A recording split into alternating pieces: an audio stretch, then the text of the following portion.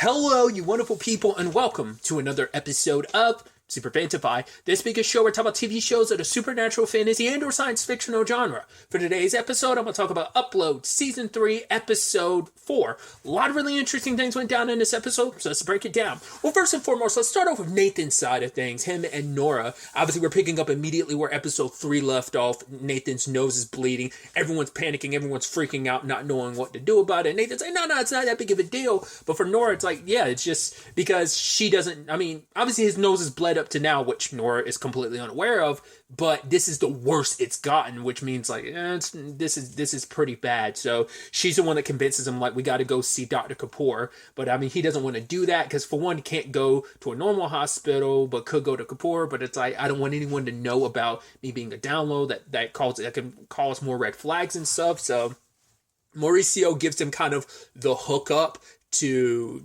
get them transported to where Dr. Kapoor is. And I love they came up with that whole backstory. Like, oh yeah, he got hit, we got jumped, he got kicked in the head. But I love it. He's like, yeah, but I ended up beating them all up. But yeah, they got some cheap shots in and all, and kind of examining everything. What I thought was so interesting is when they got to like Nathan's junk and Nora was kind of like, oh, I was like, because I was kind of confused. I was like, wait, have you two not done it? I was pretty sure you two did it on the train in the season 2 finale, but I'm like, did you not? I assumed you did. There was a lot of heavy making out, I'm assuming, but maybe like this is like she was kind of caught off guard because it's like, right, they haven't had any sexy time in a long time. Maybe while they were on the road they did, but it could be a situation of obviously like for however long he was staying. They were staying with his mom, which is probably, well, it was only like a day or so, but it's like, yeah, that's a day of not like being around like your significant other wanting to like, bang it out all the time. But ultimately they end up having to reveal like, okay, yes, he is a download, even though Nora promised that, to promise Nathan that she wouldn't bring it up. It's understandable why. It's like, regardless of how you feel about it, I get it, but at the same time, you're in danger of dying. And we finally get like a grand context of like how long it's been since the season 2 finale. It's been, 26 or 28 days? I can't remember. It was 20 something, but he's been downloaded for that long. They did bring up the pigeons, which lasted for 84 days. So he's definitely better off than the previous human who got downloaded. So I thought that was kind of interesting. Once again, to kind of finally put a date on it that's been almost like a month. Because that also like helps with some of the timetables of where just a lot of stuff is going down. So,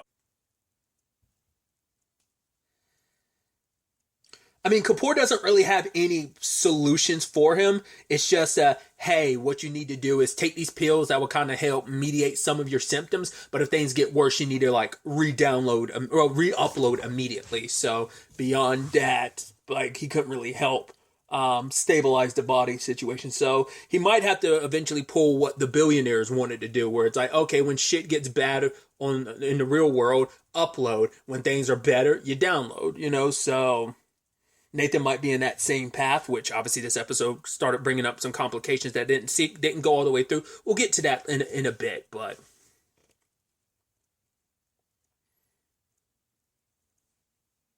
I did also love the reveal of like, oh yeah, in the back of his neck, or like in the back of his head or something, it says property of Ingrid. It's like, wait, does it really say that? And it's like, yeah, that's interesting. I guess all the download bodies are like that. I guess as long as, if you're able to pay for it yourself.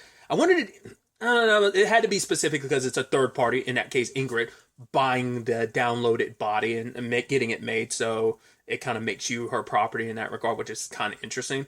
I'm curious where they kind of implement. That might have just been a gag thing, but once again, there's things where you're like, is that going to be plot relevant, or is that just going to be like a throwaway gag of like, yeah, your body belongs to Ingrid in that regard? So we'll see. But I love that, right, there's still, well, since we're in this general area, let's hand out some hard drives, like of 2 people that live kind of in the general area. What I should also talk about, because I skipped over, is on their way to see Dr. Kapoor, Alicia contacted Nora because she was like, oh, you're in San Francisco. But Nora lied about where they were and said that they were in LA. And it's sad that it's like, because they have not talked to each other since episode 1. And as we can tell, that's been like, well, it's hard to say how long ago that was at that point. Like how far into his download process that was. That might have still been like That still could have easily been like, that was most likely the next day or whatever. Yeah, because it definitely had to be like a couple hours later or next day. So like her and Nora probably haven't talked in the past almost month. If that's if in retrospect, because like obviously like there's a big time gap between season one and episode one of this season and episode two. So that, and like I said, probably even more times pass over the course of these past few episodes. But yeah, Alicia was kind of like hoping to get a response out of her. And it's like, to be fair, like Alicia didn't want to get too involved in all this. I mean, once again, this is all piled on the aftermath of like, what was it, episode 7 of last season, where they kind of had their falling out and they just haven't fully recovered since then. I mean, because Nora is lying to her for perfectly good reasons. It's like, right, the less you know, the better. Like letting you know like what we're really up to, especially because in Nora's mind, Alicia's probably become a like. I'm sure it plays some element in it. I think it's. I want to believe it's mainly like, hey, I don't want to let you know over like a unsecure line necessarily that someone could be listening in. I don't want you to know where we're going and what we're really up to. But the other part of me that was like, I don't want to believe this, but maybe Nora thinks on some level, considering how far Alicia's going up the ranks, that she's less trustworthy. I don't think it's that, but there's always a possibility that Nora believes that, but I don't want to believe that. I want to believe it's just for her protection and everyone else's safety. But Alicia's really hurt by it. It is sad that like the further she gets away from Nora, obviously the closer she gets to Lucy, who's in the car high on Ambien. It's actually sad. We found out that her husband left her. It's like, yeah, because the whole cyber discount day thing kind of last ditch effort to fix their relationship didn't work out, it seems. So she's on high on Ambien, 3 Ambiens in particular, nearly like leapt out the car while it was moving. So, but we'll circle back to Alicia and Lucy's side of things in a bit, but kind of staying on the Nathan front. They go stay at this. He's like, oh, you have this bi-coastal like college buddy. And it's like, oh, you guys were roommates. And he was like, mm-hmm. I was like, the moment he said that, I was like, it's not a dude, it's a girl. It's like, this is an ex. And turns out it is. It's actually an ex we've met before, because her and Nora when she was like, why do I feel like I recognize you? She said, we met at the funeral. Because I remember we met 3 of his exes at the funeral, but I'm trying to remember, was she one of them? Because it could be a thing of like, because I can't remember. There's one particular, I don't even remember the actress's name off the top of my head, but I remember the actress who played one of his exes, and I was familiar with her from other stuff. I don't know if the character was recast, and it's because it's a different actress, or maybe the actress I'm thinking of is playing one of the other 2 exes, and I don't remember. So that's why I'm like, I don't remember if that's why I'm like, my memory's that terrible. I'm like, I don't know if she's playing the same, if it's a different actress playing the same character, or whether I'm just confusing the actress I'm thinking of with one of the other exes. But either way, that's interesting. I love it. It's like, yeah, we were buddies and we hung out, on and off for 7 years. And it's like, oh, hung out. And Nora's like, oh, we're going to talk about this later. So it is kind of this awkward thing of like, cool, no, Nathan, let's leave instead of staying at your ex's place. It's like, oh, yeah, you're a co-worker of his. It's like, actually, I'm his girlfriend now. It's like, oh, she's like, oh, wow. Holden's like, this is awkward. And it's like, yeah. And it's also interesting, and they didn't bring this up where it's like, oh, let's get you like a pizza, but obviously no mushrooms because you're allergic. I thought that was so interesting because I thought that was going to be a bigger thing of like Nora being like, oh, she knows a little bit more about you than I do. And because we don't really know, like, I mean, they've talked lengthy at times over the course of the show, so it's hard to say like how deep their conversations have gotten. I mean, we've gotten a lot of that on screen, but once again, there's so much that happens off screen that we're just not aware of. I'm curious to know, like, are we going to find out like all of Nora and Nathan's like moments together over the course of the show have always been on screen, just like Luke and Nathan hanging out has not always been on screen. Like a lot of that's happened off screen, as we know. So I'd assume the same thing's applicable for Nora and Nathan, but they ended up filling her in on everything. And because she is a lawyer, she wants to help out with the Freon situation. She actually wants to get Nora's help with that because it's like, well, with your help, I'll be able to kind of help take down these billionaires that are kind of mixed up and responsible for all of this stuff. So I think that since the last bit we see of Nora and Nathan in the episode, well, that Nathan, I think it is. I feel like I don't remember anything beyond it, but maybe there was and I'm just not remembering. So either way, all the while that's happening, let's circle over to the situation with Alicia and Lucy, and they're at kind of like, oh, the gathering of all, because like Lucy's boss and Alicia's boss is there. I'm blanking on the dude's name, but he's there saying like, oh yeah, like we're kind of like the rich and powerful and corrupt, and we now become a more inclusive place with women and gender diversity. It's talking about like all the non-males of like how evil they can be at Horizon, so we got to give them hands up. And he was like, "Oh, Alicia, do you have an idea? Throw something out there, even though it's going to be something." He said something and hysterical, like even though you'll most likely be embarrassed or hysterical about the idea, but go ahead and throw it out there. And Alicia's like, "Right, my family visited Lakeview during last episode of Cyber Discount Day, and they weren't really impressed." And it's like, right, you got to make this place more, not much of a square center that it is, in the sense that you got to make it seem appeasable to people like me. It's like, I have money, but even I would not want to go to Lakeview. And so it's like, right, we got to kind of change things up. And, one person in particular, Corinna, I really liked it, which we'll get to her in a second.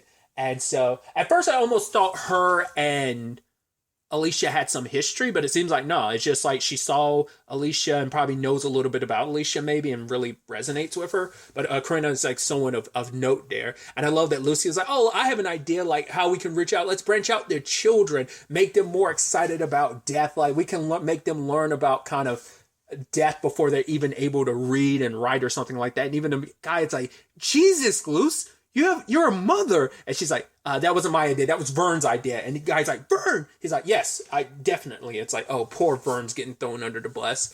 But yeah, Corinna, which I got so excited when I saw her, I was like, "Oh my God, it's Jenny Mason." I was like, that's so awesome. Obviously, the thing I best know her from is playing Liz in the show Roswell, New Mexico. So I was like, "Oh man, dude, that's so dope." I'm assuming she's going to be recurring considering her and Alicia's circumstances this episode. I was like, that's interesting. At first I was kind of catching those vibes when her and Alicia were talking. I was like, oh, interesting. And they did hook up together. And so Alicia's getting more and more powerful and in more powerful positions. And now you're hooking up with someone powerful. So I'm curious to see how that goes. So hopefully we don't find out that, I mean, it doesn't seem like she's as involved with all the David Choke stuff of like the bad guys, like Ingrid's dad and stuff. I don't think she's involved in that. Maybe we'll find out she's kind of hands off, but still just as involved. I hope that doesn't end up being the case because that would suck for Alicia. Speaking of Lakeview, we have some interesting developments. Let's first start off with like the David Choke of it all. I love that he's talking to Ingrid's dad because he's like, "Right, did you double check the security?" And because he's thinking it's Nathan, and it's like, no, it wasn't Nathan. Really, that he's supposed to be dead, and what he came sneaking in on our meeting, and also washing the bathroom, cleaning the bathroom. It's like, oh, like beef up security. It's, oh, who you want me to call? The ghost. He said something, and I love David Cho being like, "It's Buster, you twit, ghoul busters." But it's like, obviously he's getting it wrong, but still. I love that he's trying to correct him. And I love that like David Choke is also trying to be like, "I'm not losing my mind," and he kind of is still too. I think that's kind of like the funny thing, because I think Ivan kind of might have incepted that into his head, and it kind of is coming true. Maybe, maybe not. But yeah, he tried getting into like the meeting, but he couldn't show up virtually. I was like, interesting. I was like, are we going to make it so that, I was like, is he actually losing his mind? But it's like, no, they kept him from getting in. Not unless we find out, no, he actually didn't get blocked off, that he actually legitimately couldn't remember his passport, and he's assuming that they are gunning for him. So he's getting Ivan to put him in one of those robots like he was in, I can't remember if that was the season 2 finale or episode 1 of the season. I don't remember. Oh, it was episode 7 of last season. But either way, no, episode 6, sorry, of last season. I think I said episode 7 previously, because I forgot last season had an odd number of episodes. Because when I was referencing the Alicia and Nora thing, I think I said episode 7, but 7 was the season finale. Episode 6 is the episode I was thinking of, like I said, because I was thinking like it was an 8-episode season. You get the point I was trying to make. Sorry, like, I'm going to leave that in there and correct myself, but regardless. But yeah, I'm sure it's going to be the same robot thing. And Ivan's like, yeah, like I'm sure. Oh, showing up in a robot suit at a meeting that you weren't invited to. Yeah, that's definitely going to read stable. He's like, well, I don't want to hear anything from you. You're a sucker fucker, aren't you? I was like, I had to rewind. I was like, I can't believe you said the term sucker fucker. And Ivan's like, how do you know? He's like, dude, my company owns those things and we have all this data about you. And Ivan's like, yeah, let me get on that. And I love the ending of the episode is Ivan holding David Choke's hard drive. So I'm like, I don't know how to interpret that. One, that's like, okay, this is you doing that. I would assume you wouldn't have to do that to put him in one of those robots, but maybe you do. Because I don't know if he had to do that same thing last time he was in one of those robots. I mean, maybe it's a different robot setup entirely, and maybe that's why he needs to be taken out hard drive wise. But I also feel like that might be Ivan being like, oh, you have all this data on me. Fuck you. I don't know what I'm going to do about you, you rich and powerful dude, but I'm keeping. I don't know if that. I interpreted it that as initially, but maybe there's other reasons why he took out David Choke. Like I said, because of the robot thing, but I thought he did because of the vacuum cleaner thing, because he's holding him and like crying. So I'm like, well, ultimately I have to wait to see where that takes us. But also on the Lakeview front, we had the whole situation with Luke, who needs a little more cash because he saw that like. I don't think this has anything to do with he saw like, oh, a veteran is kind of getting crowdfunded for trying to get uploaded, but I don't think it's about that. I think it's just like, right, the only money he has, he doesn't have any extra cash to really enjoy like Lakeview to the fullest extent. He has enough benefits that cover him staying there, but that's about it. He can't do anything extra. So him and Yang are talking, which I don't know if I talked about this like last season or even season 1 when Yang was introduced. I kept looking like, why does she look so familiar? I totally didn't recognize until I looked through her IMDb. She played Jughead's ex in Riverdale. She was like the person he was with like after the time skip. Like she pops up in season 5, I want to say. I don't think she was, because she was only in like a few episodes. I don't think she was in season 6 to my recollection. I think she was only in like a few episodes of season 5, if I remember. Like I said, it was definitely like a time skip after the time skip. But either way, I also like that Yang is kind of like, oh yeah, like you seem pretty cool. So do you want to like go? Would you like to? And before she could say anything, her gigs ran out. It was like, oh, it's very reminiscent of like Nathan trying to get in contact with Nora but couldn't because his gigs ran out. I was like, oh, that's sad. And Luke being like, oh, I wonder what she was saying, which makes me double down on like, oh, like things between you and Ingrid's grandmother must not be going anymore. Once again, we haven't seen hide nor hair for this season. But I'm also curious because we know he likes Alicia, but if Alicia and Corinna kind of becomes more of a thing, then maybe Luke and Yang could. I don't know. Maybe the next time we see Yang, she'll kind of comment on like, oh yeah, I was going to ask you out. But Luke needing some extra cash kind of ends up going to the gray zone and basically works at a call center to basically get people signed up for what Up and Up. And I think it's so interesting. The first family he gets locked and loaded was the family from episode 2 that Nora and Nathan met and were staying with for a little bit. I was like, oh, that's interesting, tying that back in. I don't know if it's supposed to be kind of like, well, because also like they're not supposed to, as uploads aren't supposed to vote, be able to work, so on and so forth, right? So I don't know if it's just the whole nature of you're doing something illegal because you're an upload working, or is it kind of almost like a Ponzi scheme, kind of like a boiler room type of situation? I don't know if it's something like that or what. But I thought was interesting though, it's like he looks at this wanted poster for all these different AIs from the different hotels, from the different upload afterlife places. I love one of them was like William Shatner. I was like, okay, that's interesting. I was like, I'm wondering how much did that cost you to do that? I assume there's some royalty fees associated with something like that. But also, like, I think he focused on, like, right, like, up there was obviously the AI guy from Lakeview. So I was like, are you going to bring one of the AI guys here and sacrifice them to get some extra cash, which is super effed up if that's what you're going to do? I don't know if it is what you're going to do, but it seems like you might do that. Seems pretty effed up to do that, but we'll have to wait and see if that ends up being your plan. Especially because you spend enough time with the AI guys and they probably go along with whatever you said because they like you more. I mean, once again, last episode you were referred to as Pastor Luke because you're helping them grow as humans. So, but I mean, maybe that'll be part of Luke's story and he'll start doing that but then feel bad because he's like, oh, you're AI, but then because they're becoming more and more human, maybe he'll feel bad about it. that's just speculation on whether or not that's where that storyline could end up going. But staying on Lakeview, we have Ingrid and Nathan going to basically 1.0 of Lakeview. And you have to put in like a special code, and you could normally can't go there because the AI guys are there. But the AI guy from the elevator took a break, a lunch break, even though it's like 9 a.m. It's like, well, still adjusting more and more to this human stuff. I wonder, is that something? I mean, we know they got the celebrate on Cyber Discount Day, but I don't know if that's something them going like becoming more human and going rogue on their own, or whether there's they got some leeway, but they're kind of messed up because of trying to be more human, and now that leeway is kind of making them do weird stuff. Either way, they go to the 1.0 Lakeview beta, and the AI guy there is so weird. It's like, oh, it's got like a 1-star review of like, oh yeah, the guy stares at you, and my avatar doesn't have eyelids or a butt crack. It's just one cheek. But yeah, they explore it a little bit, and they end up meeting a guy there. He's the only one left over from like, because he's like, why give this up? Because he has free reign in the place. He even enjoys it because there's some bugs here. So he ends up trying to siphon Nathan's life force, and kind of was like, oh, that's kind of a dick move, especially because they were having a heart-to-heart. Because it's like, oh, you must really be into her. It's like, well, there was actually another girl. It's like, oh, where is she? It's like, well, she's not here. It's like, well, then why are you with Ingrid? It's like, well, it's a complicated thing, because he was initially staying here because it's like, oh, you sacrificed yourself. You uploaded yourself for me, but it's like, well, he knows that's a lie, but still, the fact is, it's sweet that she's willing to go so far for him. It's like, yeah, he loves her, but he's still also torn because of how he feels about Nora.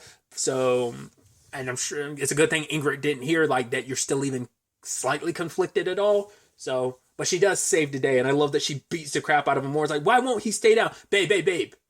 No eyelids, remember? She's like, oh, of course, duh, And it's so interesting because it's like, okay, like, they ended up going back to the regular hotel, like, oh yeah, everything's fine, everything's good. But I do love that their trip had issues, because Tinsley ended up being like, oh crap, not again. So she started like downloading another Nathan. I was like, are we really about to have 3 Nathans running around? But then the moment he came back, it's like, oh, there's one already here. And so she kind of deleted it. But I'm like, it was probably I don't know if the issue is going to be the fact is that it was already registered on the system. Because at least when Nathan wasn't there, her making another copy, as long as she kept it low key, no one would know. But maybe now that it's like, oh, you're duplicating someone that's already here, that caused issues, and maybe it's going to leave a mark on the system, so someone's going to be able to eventually track that, which might tie into the David Choke trying to be paranoid about, well, being right, but everyone thinking he's paranoid about seeing Nathan in the world of the living. So I'm curious if that ends up being an element. But then obviously they made such a point to focus on, oh, the pieces from the other Nathan dissolving, but they made sure to focus on one at the very end that it was dissolving. So now I'm wondering, are we going to find out that maybe that caused some residual stuff, that there's going to be a glitched out Nathan there that causes some issues? Did he go to one point? Did he slip down and now maybe he got bugged out and now he's in 1.0 because maybe he's some kind of bug in the system now? I'm so curious to see what they do with that. Like, they made too much of a point. Like, if it was just oh, it's dealt with, they wouldn't have bothered showing it breaking apart and landing on the ground and then focusing on that last cube dissolving, if it wasn't going to be something. So we might have a few developments with a potential third Nathan and what that might entail and what that might look like. It'd be interesting that it kind of went like, oh, he's a bugged out Nathan, but he's also like incomplete and kind of like jacked up, and maybe an evil version of Nathan or something like that. So that's going to potentially be an interesting development to see where all that ends up taking us. It's going to be interesting to see where all of this ends up taking us going forward into the next episode. I feel like that's all the storylines this episode. I feel like there's something I'm missing, but I can't think of it off the top of my head. So do forgive me if there was something else I completely forgot to cover. I just feel like I covered everything, but I'm most likely wrong because I have a tendency to forget stuff all the time. But I mean, if I end up remembering anything, I'll like edit it in later on in this recording at some point in time, most likely at the very end. But either way, that's really all I wanted to talk about. So the next time we meet, be happy, be safe, live life to the fullest, and enjoy it. Good day and good